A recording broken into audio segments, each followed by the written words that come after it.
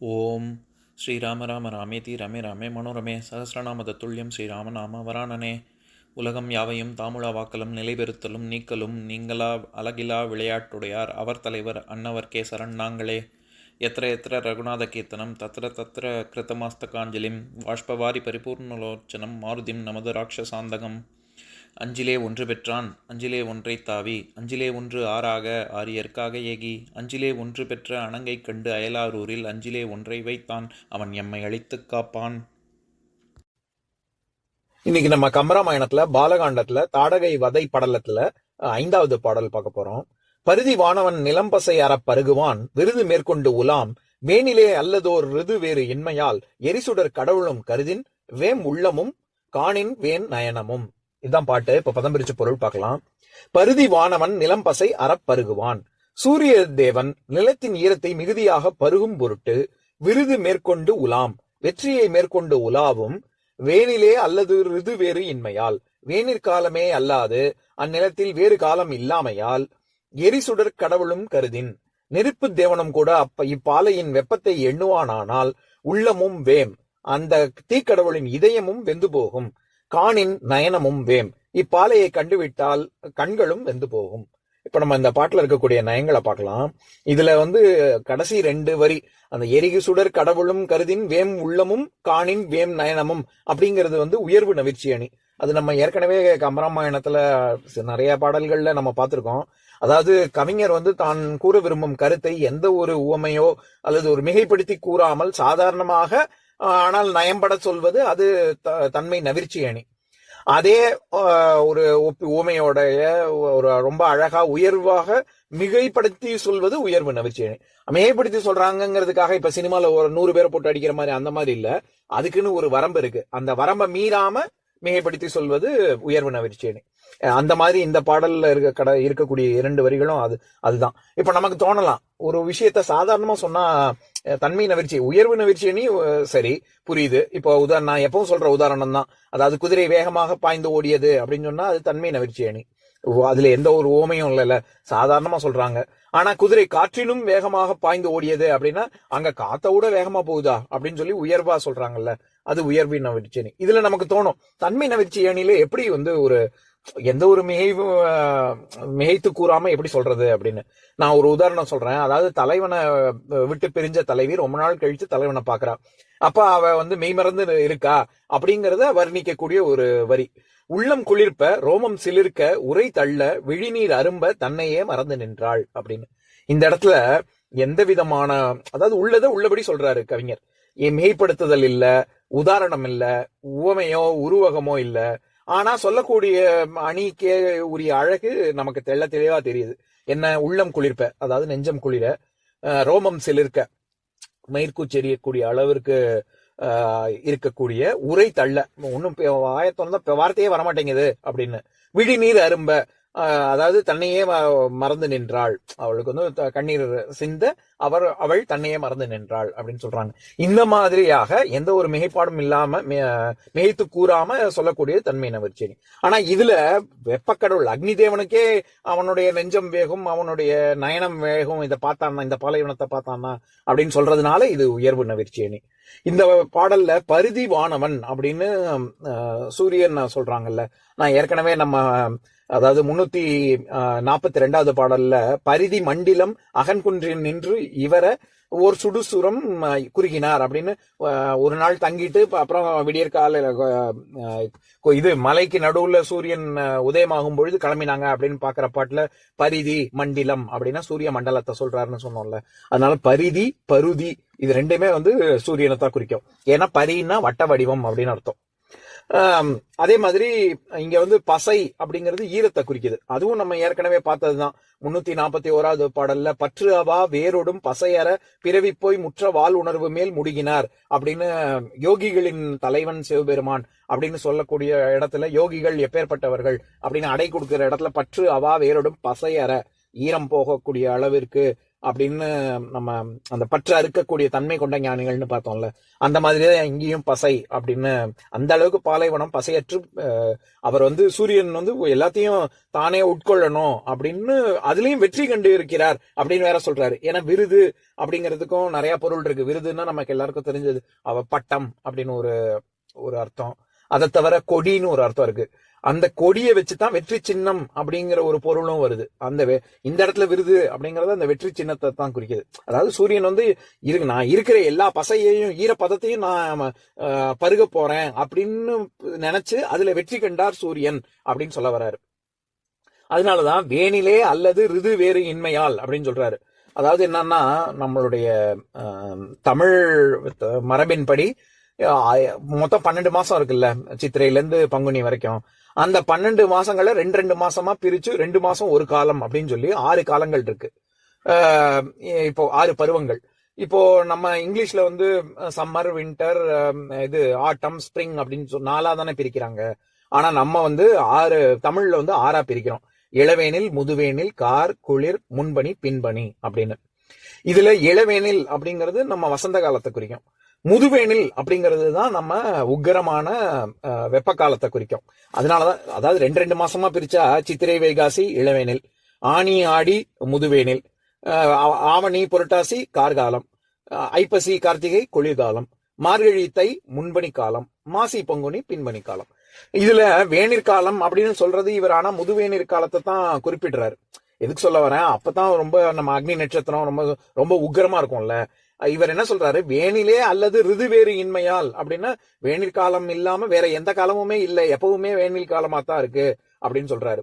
இந்த இடத்துல ரிது வேறு இன்மையால் அப்படின்னு சொல்றாருல்ல, அது சமஸ்கிருதம். அதாவது இருது நம்ம எழுதும் ரேல ஆரம்பிக்காது, ரகரத்துல ஆரம்பிக்காது தமிழ் சொல். அதனால சமஸ்கிருதத்துல ரிது அப்படின்னு இருக்கிறத இவர் இருது அப்படின்னு சொல்றாரு. ரிது அப்படிங்கிற சொல்லுக்கு சமஸ்கிருதத்துல இனவிருத்தி செய்யக்கூடிய காலம்னு ஒரு பொருள் இருக்கு.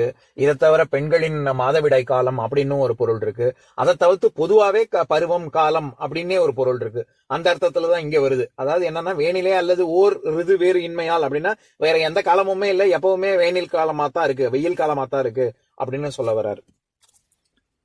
விருது மேற்கொண்டு உலாம் அப்படின்னு வர்ற இடத்துல உலாவும் அப்படிங்கிறது இடை குறைந்து உலாம் அப்படின்னு வந்திருக்கு. நான் எப்பவுமே சொல்லுவேன்ல ஒரு உதாரணம், பச்சோந்தி, அதுல வர்ற ஓந்தி அப்படிங்கிறது இந்து குறைஞ்சு தன்னகரம் குறைஞ்சு ஓதி அப்படின்னு வரும். நடுவுல இருக்கக்கூடிய சொல் அது வந்து செய்யுள் விகாரம், அது நம்ம ஏற்கனவே பார்த்திருக்கோம். அந்த மாதிரி இங்க உலாவும், வெற்றி கொண்டு விருது மேற்கொண்டு உலாவும் அப்படின்றது உலாம் அப்படின்னு வந்திருக்கு. அது இடைக்குறை செய்யுள் விகாரம். ஆனா அதே உள்ளமும் வேம், காணின் நயனமும் வேம் அப்படின்னு வர்ற இடத்துல வேம் அப்படிங்கிற சொல் வேகும் அப்படிங்கிறது மருவி வேம் அப்படின்னு வந்திருக்கு. இந்த மருவு அப்படிங்கிற அதுவும் நம்ம ஏற்கனவே பார்த்திருக்கோம்னு நினைக்கிறேன், இருந்தாலும் இன்னொரு தடவை சொல்றேன். இந்த மருவி வர்றது, அதாவது ஒரு சொல் வேற ஒரு சொல்லாக நாளடைவுல கொஞ்சம் கொஞ்சமா காலப்போக்குல மாறி வர்றது. அந்த மருவுங்கிறது 3 விதமாக இருக்கு. தனிச்சொல், கூட்டுச்சொல், தொடர்ச்சொல் அப்படின்னு 3 விதமாக மருவி வர்றது. இப்போ உதாரணமா உன் பேர் என்ன அப்படின்னு கேக்குறோம். அந்த இடத்துல பேர் அப்படிங்கிறது என்னது, பெயர் அப்படிங்கிறது தானே பேர்னு மருவி வருது. அந்த மாதிரி எனக்கு ஒரு பாதி கொடு அப்படின்னு சொல்றா, அது பாதிங்கிறதே நம்ம என்ன நினைச்சிட்டு இருக்கோம், ஹாஃப் அப்படின்னு நினைக்கிறோம். அப்படி கிடையாது. அரைனாதான் அது பாதி.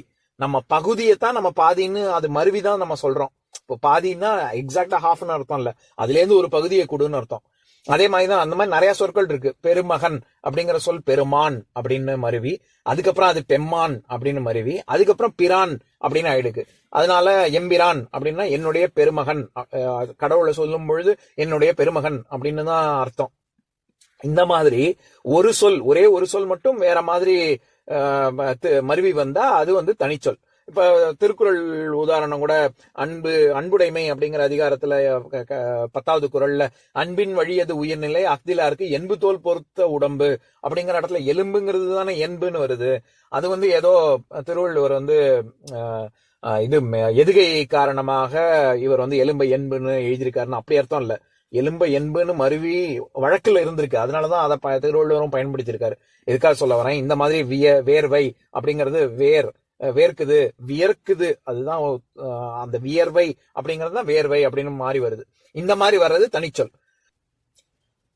இதுவே கூட்டுச்சொல் அப்படின்னு ஒண்ணு, கூட்டுச்சொல் மருவு அப்படின்னு இருக்கு. அப்படின்னா என்னன்னா 2 சொற்கள் சேர்ந்து வருவது. உதாரணத்துக்கு நான் ஏற்கனவே சொல்லியிருக்கேன்னு நினைக்கிறேன், சோழ நாடு அப்படிங்கிறது சோநாடு அப்படின்னு நம்ம மருவி வர்றது. இல்லாட்டி தெங்கங்காய் அப்படிங்கிறது தான் தேங்காய் அப்படின்னு நம்ம சொல்றோம். இப்ப நம்ம உழக்கு அப்படின்னு சொல்றோம்ல, ஒரு உழக்கு அப்படின்னா எவ்வளவு, அதாவது ஒரு இது கால்படி அப்படின்னு அர்த்தம், அதாவது 200 மில்லி லிட்டர்ஸ்னு அர்த்தம். ஆனா நம்ம அதுலயே அரை உழக்கு அப்படின்னா அதுலயும் 8ல் 1 பங்கு அப்படின்னு அர்த்தம். 8ல் 1 பங்குன்னா எவ்வளவு, 100 லிட்டர்ஸ், 100 மில்லி லிட்டர்ஸ். அப்போ அது வந்து அந்த அரை உழக்கு அப்படிங்கிறது சேர்ந்து அரை உழக்கு ஆழாக்கு அப்படின்னா இருக்கு. இந்த மாதிரி நிறைய சொற்கள் இருக்கு. இப்ப நம்ம வந்து யாத்தல்னா கட்டுதல்னு அர்த்தம். அதனாலதான் நம்ம செய்யுளுக்கும், செய்வதனால் செய்யுள், ஒரு சொற்களை கொண்டு நம்ம தொடுக்கிறோம், கட்டுகிறோம். அதனால அதை யாப்பிலக்கணம் அப்படின்னு சொல்றோம். அந்த மாதிரி மார்பகங்களை கட்ட பயன்படுத்தும் துணிய யாப்பு அப்படிங்கிறது சேர்ந்து யாப்பு அப்படிங்கிறது மாறாப்பு அப்படின்னு ஆகுது. இந்த மாதிரி மருவி வரக்கூடிய சொற்கள் தான் கூட்டு சொற்கள். இதை தவிர்த்து தொடர் சொற்கள் அப்படின்னு இருக்கு, 2-3 சொல் சேர்ந்தது. அரு மருந்து அன்ன அப்படிங்கிறது ரொம்ப அரிதாக இருக்கக்கூடிய மருந்தை போல அப்படின்னு அர்த்தம். அரு கூட்டல் மருந்து கூட்டல் அன்ன, அதெல்லாம் சேர்ந்தா அருமாந்த இல்லாட்டி அருமந்த அப்படின்னு வருது இல்ல. இந்த மாதிரி தொடர் சொற்களாக மருவி வருவது தொடர் சொல் மருவு. இந்த மாதிரி 3 விதம் இருக்கு. அந்த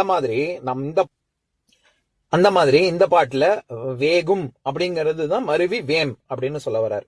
இந்த பாட்டின் மூலமா கம்பர் சொல்ல வர்ற கருத்து என்ன, அதாவது சூரியன் நிலத்தின் ஈரம் முழுவதையும் பருகுவேன் அப்படின்னு சூளுரைத்து அங்க இங்க உலாவுகின்ற, அதாவது வெற்றியோடு உலாவுகின்ற அந்த பாலை நிலத்தில் வேனில் காலத்தை தவிர்த்து வேற எந்த காலமுமே இல்லை அப்படின்னு சொல்றாரு. அந்த பாலைவனத்தில் வெப்பம் எப்படிப்பட்டதா இருக்கு அப்படின்னா, தீக்கடவுளாகிய அக்னி பகவானே அவனுடைய மனசு வெந்து போகும்படியாகவும், இதை பார்த்தான்னா அது கண்கள் வெந்து போகும்படியாகவும் இருக்கு அப்படின்னு சொல்ல வர்றாரு. இந்த பாடல் தொடங்கி 12 பாடல்கள் இந்த பாலை நிலத்தை பத்தி தான் சொல்ல போறாரு. பொதுவாகவே கவிஞர்கள் இந்த 5 திணைகளாக பிரிக்கிறாங்கல்ல, குறிஞ்சி, முல்லை, மருதம், நெய்தல், பாலை அப்படின்னு.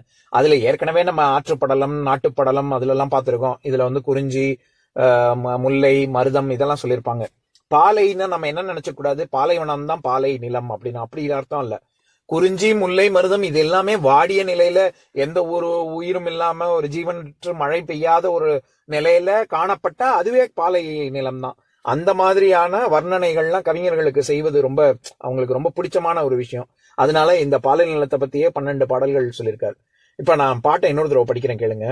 பருதி வானவன் நிலம்பசை அற பருகுவான், விருது மேற்கொண்டு உலாம், வேனிலே அல்லதோர் ரிது வேறு இன்மையால், எரிசுடர் கடவுளும் கருதின், வேம் உள்ளமும் காணின் வேம் நயனமும். இன்னொரு நாள் இன்னொரு பாட்டு பார்க்கலாம்.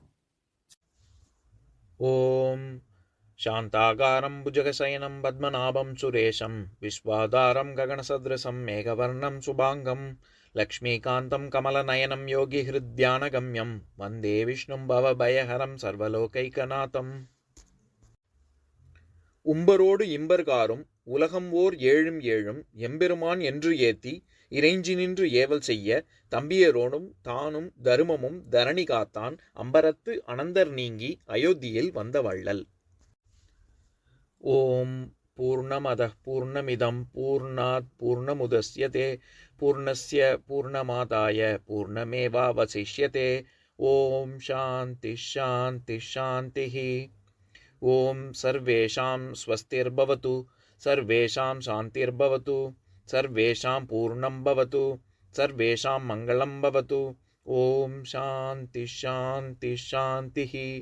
ஓம் சர்வே பவந்து சுகினः सर्वे सन्तु निरामयाः सर्वे भद्राणि पश्यन्तु मा कश्चित् दुःखभाग् भवेत्. ओम शांति शांति शांति.